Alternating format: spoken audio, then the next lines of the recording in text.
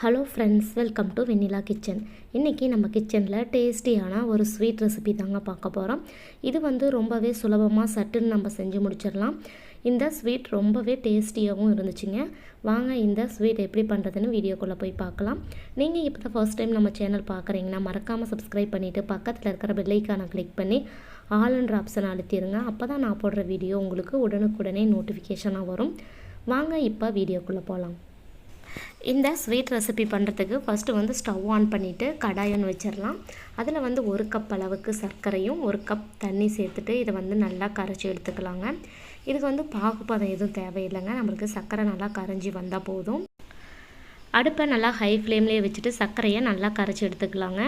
பாருங்கள், சர்க்கரை ஓரளவுக்கு எல்லாமே நல்லா கரைஞ்சி வந்துருச்சு.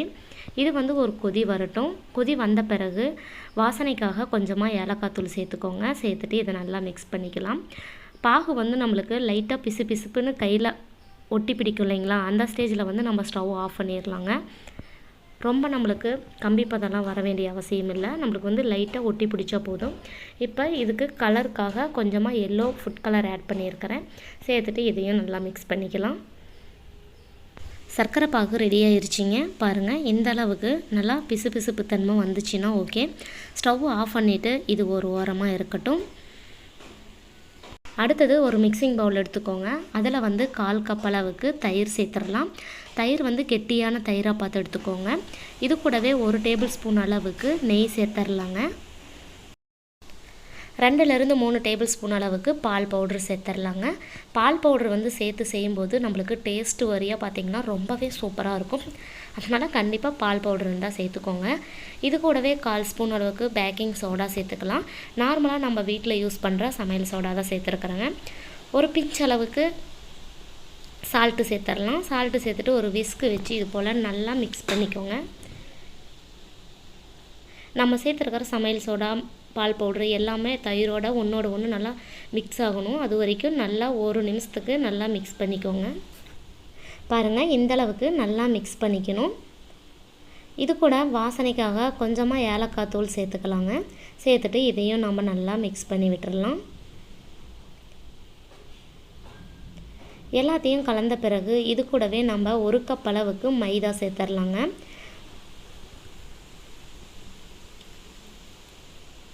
சேர்த்துட்டு இதை கைகளால் நல்லா மிக்ஸ் பண்ணி பிசைஞ்சு எடுத்துக்கலாங்க. நம்ம சப்பாத்தி மாவு பிசையும் இல்லைங்களா, அந்த கன்சிஸ்டன்சிக்கு நல்லா மிக்ஸ் பண்ணி எடுத்துக்கோங்க. நம்ம சேர்த்துருக்கிற பொருளே நம்மளுக்கு அளவு கரெக்டான அளவுங்க. எக்ஸ்ட்ரா நம்ம தண்ணியோ பாலோ எதுவும் ஆட் பண்ண தேவையில்லை. நம்மளுக்கு தயிரே அதில் நல்லா இணக்கம் கொடுத்து நல்லா பிசைய வரும். இந்த அளவுக்கு நல்லா பிசைஞ்சு எடுத்துக்கோங்க. கையில் லைட்டாக ஒட்டுற மாதிரி தாங்க இருக்கும், ஒன்றும் பிரச்சனை இல்லை. இப்போ இதை ஒரு மூடி போட்டு மூடி வச்சிடலாம். 10 நிமிஷத்துக்கு இது நல்லா ஊறி வரட்டும். அப்புறமே நம்ம இது உருட்டி எடுத்துக்கலாங்க. ஒரு மூடி போட்டு மூடி வச்சிடலாம். 10 மினிட்ஸ் ஆயிடுச்சிங்க. பாருங்கள், நல்லா சாஃப்டாக ஊறி வந்திருக்கு. இதை நம்ம கைகளால் கொஞ்ச நேரம் பிசைஞ்சு எடுத்துக்கலாம். கைகளில் கொஞ்சமாக ஆயில் தடவிட்டு இதை நல்லா மிக்ஸ் பண்ணி எடுத்துக்கோங்க. பாருங்கள், இந்தளவுக்கு நல்லா சாஃப்டாக மிக்ஸ் பண்ண பிறகு இதை பூரிக்கட்டையில் வச்சு இதை நல்லா கைகளால் இது போல் அழுத்தம் கொடுத்து இன்னொரு டைம் நீங்கள் நல்லா மிக்ஸ் பண்ணிவிட்டு நம்ம இதை திரட்ட ஆரம்பிச்சிடலாம். இது ரொம்ப மெலிசாகவும் உருட்டக்கூடாதுங்க. ஓரளவுக்கு மொத்தமாக இருக்கிற மாதிரி உருட்டி எடுத்துக்கலாம். ரொம்பவும் மொத்தமாக இல்லாமல் ரொம்பவும் மெலிசாவும் இல்லாமல் ஓரளவுக்கு கரெக்டான அளவாக பார்த்து நீங்கள் திரட்டி எடுத்துக்கோங்க. பாருங்கள், இந்த அளவுக்கு இருக்கணும். தின்னாக இருந்தால் தான் நம்மளுக்கு சூப்பராக வெந்து வரும். இதை நம்ம எந்த ஷேப்புக்கு வேணுமோ அதுக்கு தகுந்த மாதிரி நம்ம கட் பண்ணி எடுத்துக்கலாங்க. இப்போ ஓரங்களெல்லாம் கட் பண்ணிவிட்டு சென்டர் பார்ட் மட்டும் எடுத்துகிட்டு நம்ம அழகாக கட் பண்ணி எடுத்துக்கலாம். பார்க்க கொஞ்சம் அழகாக இருக்கும். அதுக்காக இது போல் சைட் போர்ஷனெல்லாம் நம்ம எடுத்துகிட்டு நீட்டாக நம்ம கட் பண்ணி எடுத்துக்கலாங்க. சைடு போர்ஷனெல்லாம் கட் பண்ண பிறகு பார்க்குறதுக்கு எவ்வளோ அழகாக இருக்குதுன்னு பாருங்கள். உங்களுக்கு குட்டி குட்டி பீஸாக வேணும்னா நீங்கள் அந்த மாதிரி கூட கட் பண்ணி எடுத்துக்கலாங்க. இந்த மாதிரி செய்யும்போது பார்க்க கொஞ்சம் அழகாக இருக்கும். அதனால் நான் கொஞ்சம் பெரிய சைஸில் கட் பண்ணி எடுத்துக்கிறேன். இப்போ இதை நம்ம ஆயிலில் போட்டு பொரித்து எடுத்துடலாங்க.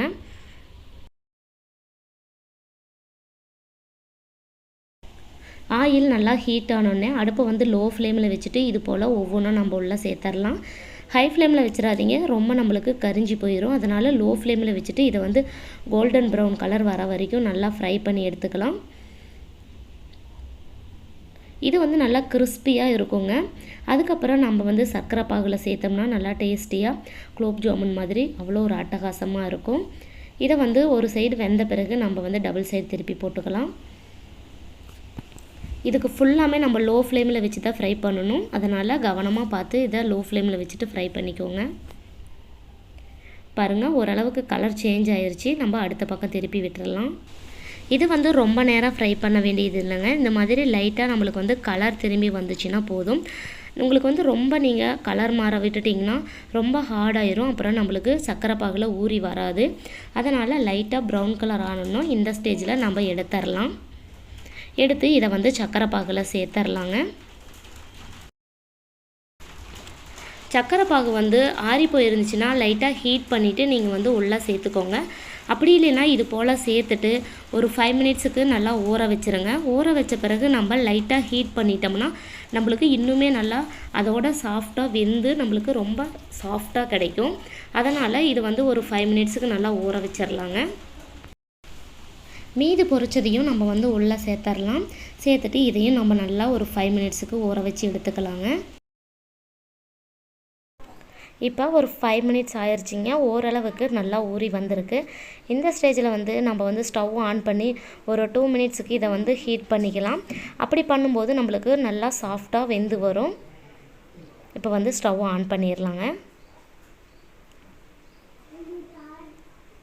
பாருங்கள், இந்த அளவுக்கு ஒரு கொதி வந்த பிறகு நம்ம வந்து ஸ்டவ் ஆஃப் பண்ணிடலாம். ரொம்ப நேரம் வேக வைக்க வேண்டியதில்லை. இது வந்து நல்லா முழுமையாக ஆறின பிறகு நம்ம வந்து சர்வ் பண்ண ஆரம்பிச்சிடலாங்க. பார்க்கும்போதே உங்களுக்கு தெரியும் எந்த அளவுக்கு நல்லா சாஃப்டாக வந்திருக்குன்னு. இதே போல் நீங்களும் செஞ்சு பார்த்துட்டு எப்படி இருந்துச்சுன்னு ஃபீட்பேக் எனக்கு கமெண்ட் பாக்ஸில் கமெண்ட் பண்ணுங்கள்.